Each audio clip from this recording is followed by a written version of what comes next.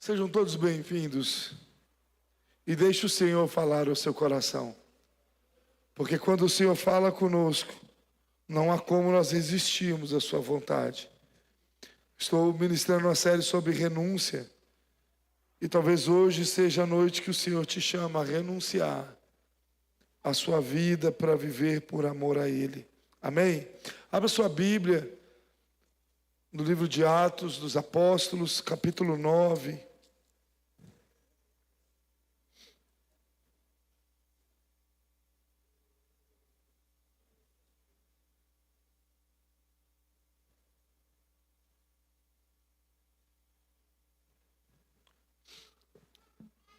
Atos capítulo 9.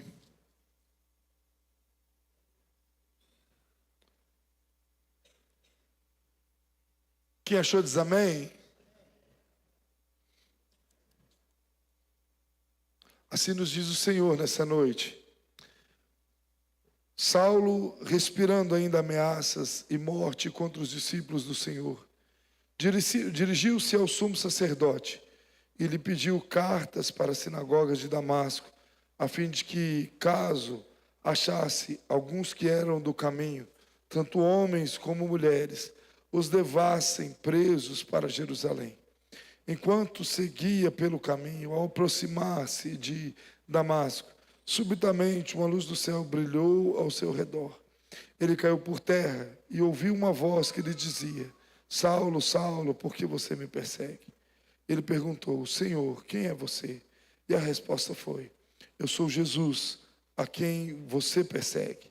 Mas levante-se e entre na cidade, onde lhe dirão o que você deve fazer. Os homens que viajavam com Saulo, pararam emudecidos, ouvindo a voz, mas não vendo ninguém. Então Saulo se levantou do chão e, abrindo os olhos, nada podia ver. E guiando-o pela mão, levaram-no para Damasco.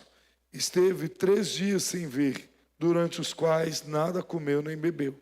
Havia em Damasco um discípulo chamado Ananias. O Senhor lhe apareceu numa visão e disse: Ananias, ao que respondeu: Eis-me aqui, Senhor. Então o Senhor lhe disse: Levante-se, vá à rua que se chama Direita, e na casa de Judas procure um homem de Tarso chamado Saulo. Ele está orando, e numa visão viu entrar um homem chamado Ananias, e impor-lhe as mãos para que recuperasse a vista. Ananias, porém, respondeu: Senhor, de muito tenho ouvido a respeito desse homem, quanto mal tem feito aos teus santos em Jerusalém. E aqui em Damasco, ele tem autorização dos principais sacerdotes para prender todos que invocam o teu nome. Mas o Senhor disse a Ananias: Vá, porque esse é para mim um instrumento escolhido para levar o meu nome diante dos gentios e reis, bem como diante dos filhos de Israel. Pois eu mesmo vou mostrar a ele o quanto deve sofrer pelo meu nome. Então Ananias foi e, entrando na casa, impôs as mãos sobre Saulo, dizendo: Saulo, irmão, o Senhor Jesus, que apareceu a você no caminho para cá, me enviou para que você volte a ver e fique cheio do Espírito Santo. Imediatamente caíram dos olhos de Saulo umas coisas parecidas com escamas, e ele voltou a ver. A seguir levantou-se e foi batizado, e depois de comer sentiu-se fortalecido. Saulo permaneceu alguns dias com os discípulos em Damasco, e logo nas sinagogas proclamava Jesus, afirmando que ele é o Filho de Deus. Todos que ouviam Saulo estavam atônitos e diziam: não é este o que examinavam em Jerusalém, os que exterminavam em Jerusalém, e que os que invocam o nome de Jesus?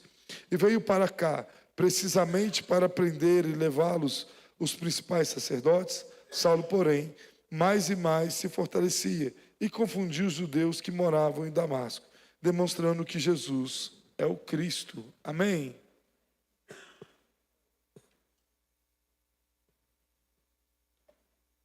O que é impossível para Deus? Essa pergunta muitas vezes é feita por nós. Nós sempre trazemos isso em nossa mente E temos sempre a resposta na ponta da língua. Nada é impossível para Deus. Mas será que nós acreditamos nisso de verdade? Será que é assim mesmo que o nosso coração acredita? Por que eu estou dizendo isso para você? Porque quando nós falamos sobre o que é impossível para Deus, a nossa mente, o nosso coração, ele sempre está ligado a coisas materiais, por exemplo. Ou então, uma cura de alguém ou de algo que nós estamos sofrendo. Não, os médicos desenganaram determinada pessoa, mas para Deus nada é impossível. Está certo, isso é algo correto.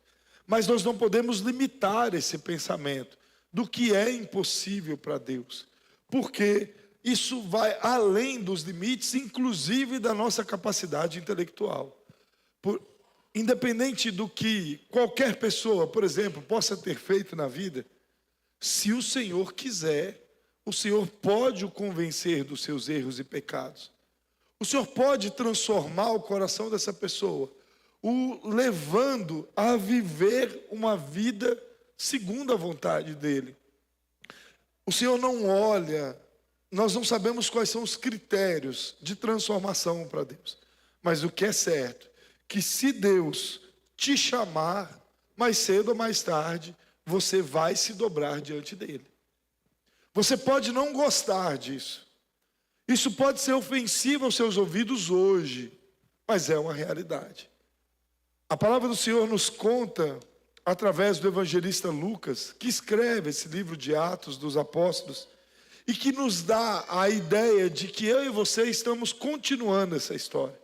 Lucas era um médico financiado por Teófilo, que havia escrito o seu evangelho, um evangelho que veio para poder trazer clareza a Teófilo de quem era Jesus.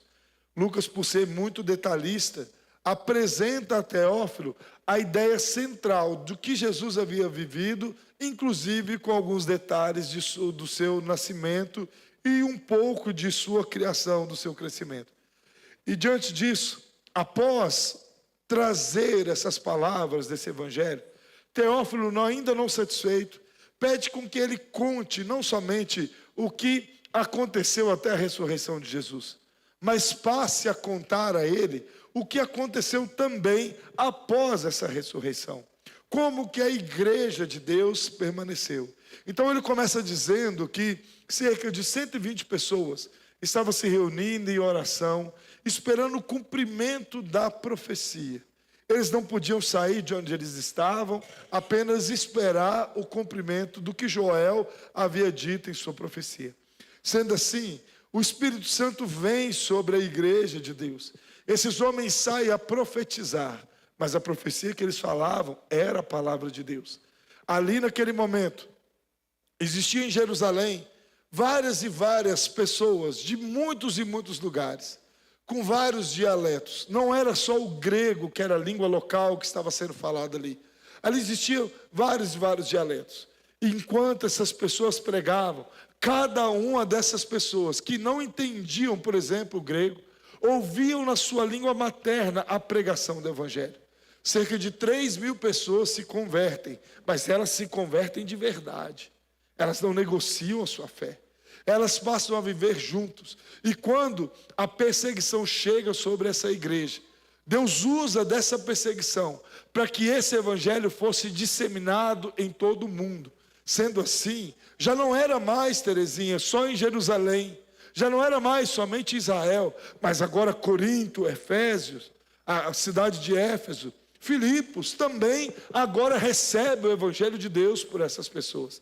Era algo tão impactante que Deus conduz até um certo homem em Samaria, chamado Filipe. Ao sair de Samaria, ele encontra com um certo eunuco que estava lendo Isaías e não compreendia. E ao explicar a mensagem, aquele homem diz: o que me impede de ser batizado? E ele é batizado naquele momento. Algo miraculoso acontece, que ele é transladado, ele é levado para um outro lugar. E ali ele continua falando do amor de Deus.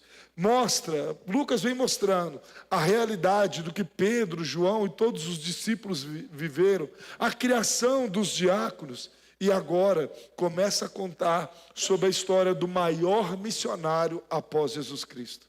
Lucas, o Espírito Santo inspira Lucas para nos provar que o encontro com Jesus nos leva às mais surpreendentes renúncias.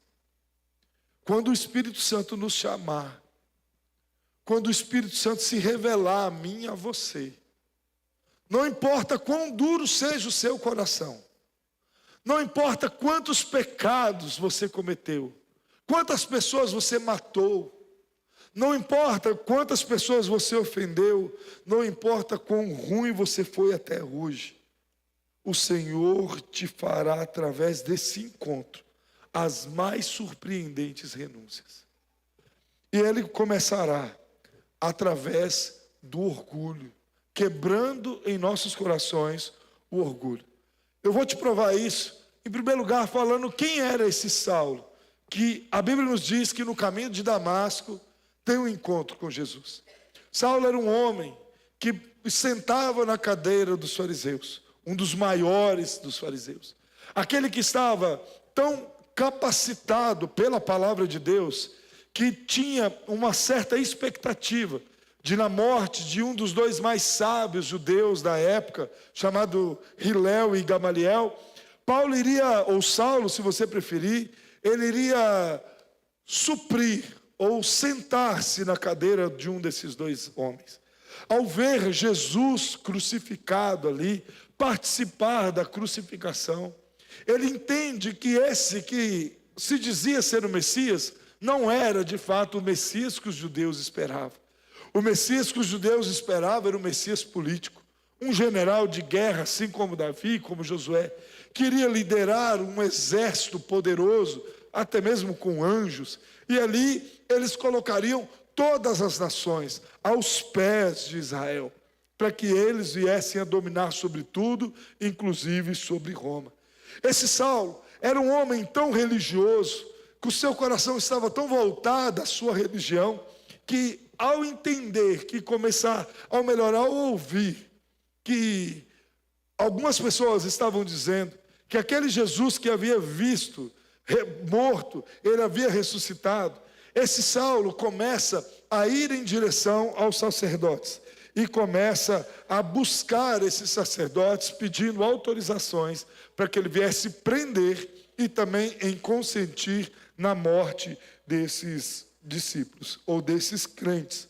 A Bíblia vai dizer no verso 1 e 2 assim: Saulo, respirando ainda ameaça e morte contra os discípulos do Senhor, dirigiu-se ao sumo sacerdote e lhes pediu carta para a sinagoga de Damasco, a fim de que, caso achasse alguns que eram do caminho, tanto homens como mulheres, os levasse presos a Jerusalém. Esse homem era um homem impiedoso, porque ele entendia que aquele que dizia ser o Messias havia morrido da pior forma possível. Afinal de contas, a própria Torá, em quem ele tinha tanto domínio, dizia que aquele que morresse no madeiro era considerado maldito.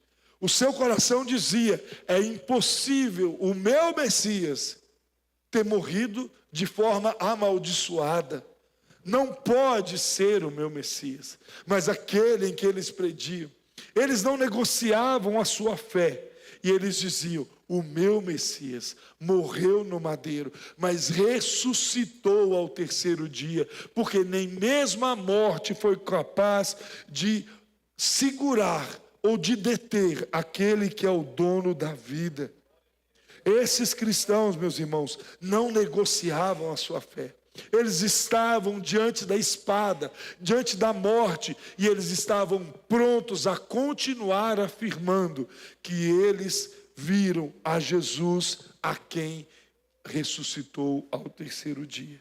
Ele não renunciava. Eles sabiam que já não viviam mais eles, mas era Cristo que vivia dentro deles. Era o Espírito que havia os convencido, que havia tido um encontro com eles. Era esses em que Paulo havia de perseguir. Mas no caminho de Damasco, pronto a fazer aquilo que ele entendia que era a sua missão, com a autorização para não fazer de forma errada, ele simplesmente tem um encontro com Jesus. A Bíblia nos diz no verso 3, a seguinte forma: enquanto seguia pelo caminho, ao aproximar-se de Damasco, subitamente uma luz do céu brilhou ao seu redor. Ele caiu por terra e ouviu uma voz que lhe dizia: Saulo, Saulo, por que você me persegue? Aqui nos chama a atenção dois pontos muito importantes. O primeiro deles é que ele ouve uma voz e vê uma luz. Uma voz que, ao bater ao seu ouvido, ecoa em seu coração.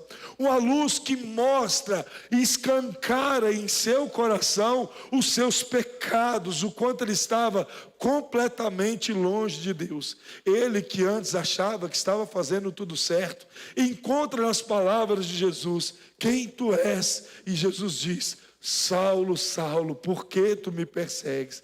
Que por mais achasse que ele estava fazendo bem, na verdade, ele estava perseguindo aqueles em quem, de fato, estava vivendo a verdade. Meus irmãos, Jesus tem um encontro conosco. Jesus nos mostra o caminho que nós devemos andar. E Ele sabe o nosso nome. Jesus nos chama pelo nome. É assim que acontece em nossa vida. Jesus se revela até nós, às vezes de uma forma direta, pronta, mas às vezes as coisas vão acontecendo aos poucos. Jesus, você recebe um convite para estar vindo à igreja. Aqui você se assenta, ouve os louvores, a palavra de Deus é lançada ao seu coração através das canções. E ao passar do tempo, você começa também a ouvir a palavra de Deus. Você começa a ter o seu coração sendo colocado em xeque. A sua vida começa a ser exposta não para os outros, mas para você mesmo. Porque o Senhor começa a colocar um holofote dentro do seu coração. Essa semente vai sendo plantada, vai sendo falando, você vai ouvindo, e essa semente vai sendo plantada até o momento que ela germina. Não foi assim com a vida de Paulo? A cada cristão que ele prendia, ele falava do amor de Deus. Jesus ressuscitou, Saulo. Você pode me matar, mas Jesus ressuscitou. Você pode me prender, mas eu não vou negar esse Jesus. Até que um dia, no dia preparado pelo Senhor, o Senhor vai ter um encontro contigo. E aí, assim como Saulo, a arrogância é colocada de lado. Aí o seu orgulho é colocado de lado. A sua altivez é colocado de lado. Os seus princípios que você tinha até hoje são colocados de lado. As suas tradições, elas são colocadas de lado. Porque você ouviu a voz do Senhor. Antes, você zombava. Você dizia: não, eu não vou. Não, comigo não, jamais. Não, você está indo àquela igreja? Estou, mas é para acompanhar minha esposa, para acompanhar meu marido, para levar meus filhos. Até que um dia você não resiste e dobra os seus joelhos diante do Senhor. E você entende que é a melhor decisão da tua vida. Você entende que Ele é o caminho e a verdade. E você se levanta cheio de fé, porque o encontro com Jesus te levou às mais surpreendentes renúncias. As coisas que antes faziam sentido para o seu caminho, agora já não fazem mais. Agora você vive de um outro jeito. Agora você cumprimenta os seus irmãos com a paz do Senhor. Você tem prazer de vir à casa de Deus. Você começa a conversar com quem você não vê, mas sabe que Ele sempre estará ali te ouvindo. E o melhor de tudo isso, você começa a sentir no seu coração uma convicção que você é filho dele. Você começa a entender que, assim como Saulo, Deus coloca pessoas ao seu lado para poder te conduzir até onde você deve ir, porque o encontro com Jesus vai te levar às mais surpreendentes renúncias. Hoje você pode não entender, mas se essa for a vontade de Deus, por mais duro que seja o seu coração, assim como era o coração de Saulo, você irá se render aos pés do Senhor. Você irá se renunciar para a glória de Deus, para viver o propósito de Deus.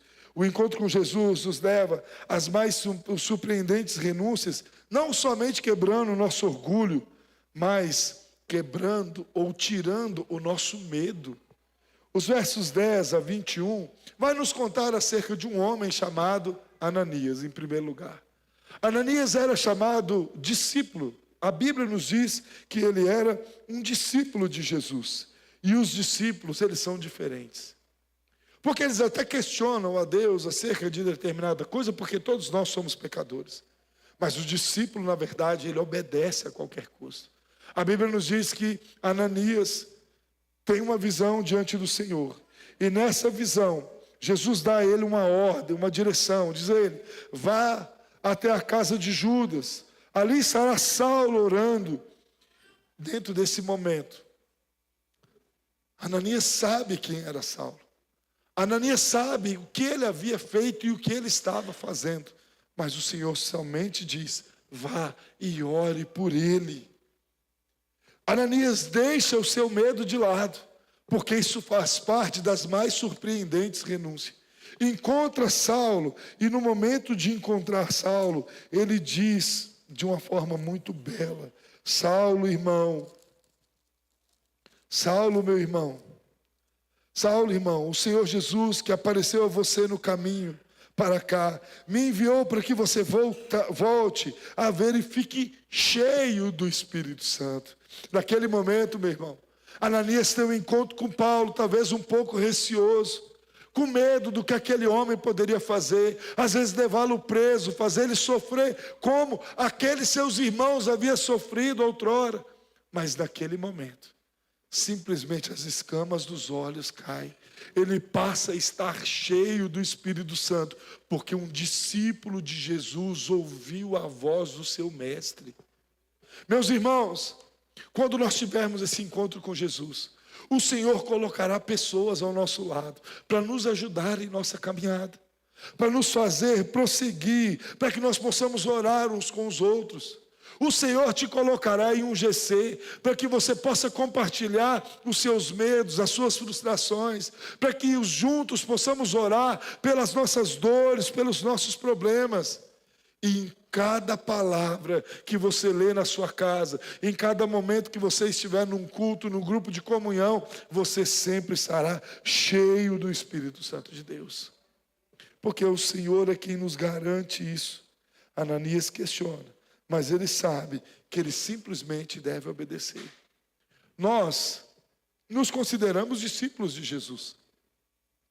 Se você está aqui hoje e você faz parte dessa igreja, você deve se considerar como discípulo de Jesus. Mas o discípulo de Jesus, ele precisa entender que ele tem uma missão. Da mesma forma que Jesus diz assim: não adulterarás, não levantarás falso testemunho. Ele também disse para mim e para você: ide por todo o mundo e pregai o Evangelho. O verbo correto desse verso de Marcos não é somente ide, mas é indo. Ou seja, você está no caminho.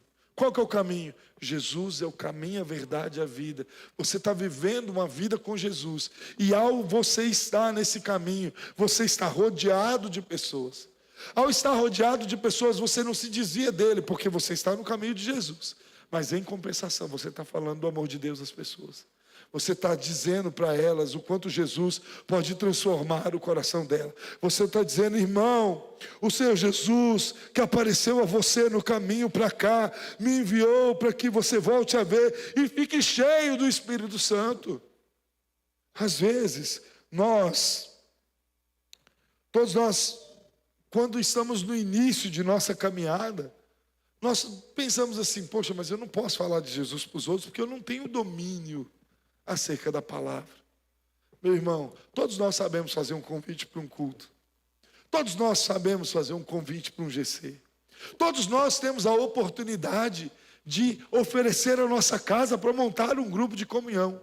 E assim outras pessoas possam ir e nós podemos falar do amor de Deus a essas pessoas. Orar por elas para que elas estejam cheias do Espírito Santo. Todos nós temos condições de pelo menos decorar, porque Deus amou o mundo de uma tal maneira que enviou seu único Filho para todo aquele que nele crê, não pereça, mas tenha a vida eterna. Ele chega diante de Saulo, ora por ele, ele passa a ser cheio do Espírito Santo. E sabe o que acontece? O verso 20 vai dizer assim, verso 18, 19 e 20. Imediatamente caíram dos olhos de Saulo umas coisas parecidas como escamas, e ele voltou a ver. A seguir levantou-se, foi batizado, porque o batismo é algo importante. Aquele que crer e for batizado será salvo, porém aquele que não crer será condenado. Se você tem a oportunidade, você precisa batizar. A menos que você morra nesse processo, até o dia do batismo, se você não for batizado, você não será salvo. O batismo é uma confirmação pública que o velho Lucas morreu para o mundo e que agora já não vivo mais eu, mas Cristo vive em mim. Então, Paulo não olha a sua tradição. Paulo não olha se ele ia ter que dar satisfação aos fariseus, se ele iria ter que entregar o seu cargo ou não. Ele simplesmente é batizado e cheio do Espírito Santo, porque o Espírito Santo nos enche antes do batismo. O batismo é a confirmação. Se você está aqui, está vivendo uma vida, quer batizar, o Espírito Santo já entrou sobre o seu coração, já começou a gerar santidade sobre a sua vida. E depois de comer, sentiu-se fortalecido. Saulo permaneceu alguns dias com os discípulos em Damasco, e logo nas sinagogas proclamava Jesus, afirmando que ele é o Filho de Deus. Meus irmãos, ele não foi para o seminário como eu fui. Ele não passou por um curso. Ele não tinha o YouTube para poder pesquisar fontes. Ele apenas sabia que Jesus era o Filho de Deus. E ele anunciava. Mais uma vez eu repito, Saulo permaneceu alguns dias com os discípulos em Damasco. E logo nas sinagogas proclamava Jesus. O Senhor te chama a você ir fazer discípulo é hoje. É você sair daqui e chegar na sua casa, você chamar os seus filhos e dizer assim, nós vamos orar hoje antes de dormir. Eu quero falar do amor de Deus para você, porque você não pode dormir sem falar disso. Se somos discípulos, nós temos que ter ousadia. Como eu disse, nós nos convertemos. E o que acontece conosco é de nós nos escondermos atrás de uma ideia em que eu não conheço ainda. Eu quero te dizer que é o Espírito Santo que te usa, meu irmão. E ele deve te motivar a você continuar falando do amor de Deus, a você demonstrar com as suas atitudes no seu trabalho, na sua escola, na sua igreja, na sua casa, as marcas que Cristo fez em você. Você precisa ouvir a voz de Deus. Eu te pergunto nessa noite, se você entende que você é um discípulo de Jesus, você tem ouvido a voz do Senhor? Ou você está aqui nessa noite, você tem entendido que você precisa ter um encontro com Cristo? Será que Jesus não te chamou aqui nessa noite para que você caia de joelhos diante dele, dizendo, Senhor, o Senhor é meu Senhor e Salvador. As coisas terrenas já não mais me importam, mas eu quero viver para aquilo que é o céu. Nós precisamos olhar para nós. Nós precisamos entender que o Senhor nos chama a evangelizar. E evangelismo não é sair destrambelhado, mas é ter organização naquilo que nós estamos fazendo, porque senão vira fanatismo. Não é simplesmente você sentar no seu trabalho, deixar de fazer o seu trabalho para falar de Jesus, mas é fazer o seu trabalho da melhor forma e aproveitar as oportunidades que você tem para poder falar do amor de Deus. É você que estuda e de repente aquele professor que é ateu começar a debochar acerca do seu cristianismo, você dizer, não senhor, eu não aceito.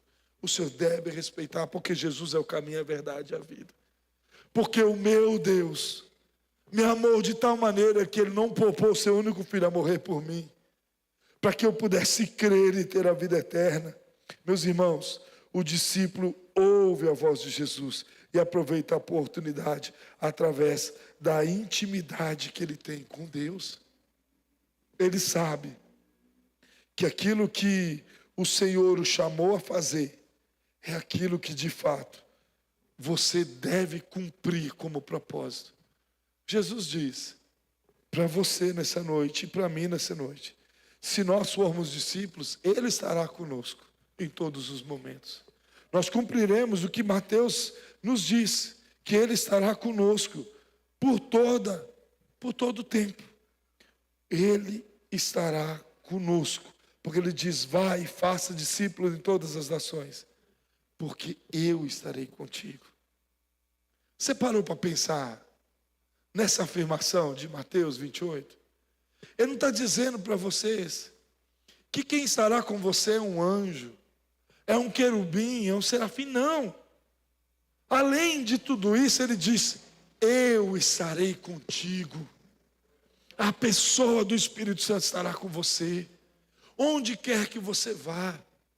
Que você entenda o propósito de levar esse amor de Deus às pessoas, para que você não tenha que chegar diante do Senhor com mãos vazias. O Senhor te perguntar: o que você fez com aquilo que eu te dei com preço tão alto? O que você fez? Você se acomodou? Você achou que a responsabilidade era do pastor? Você achou que a responsabilidade era do presbítero, era do missionário? Não. A responsabilidade é do discípulo.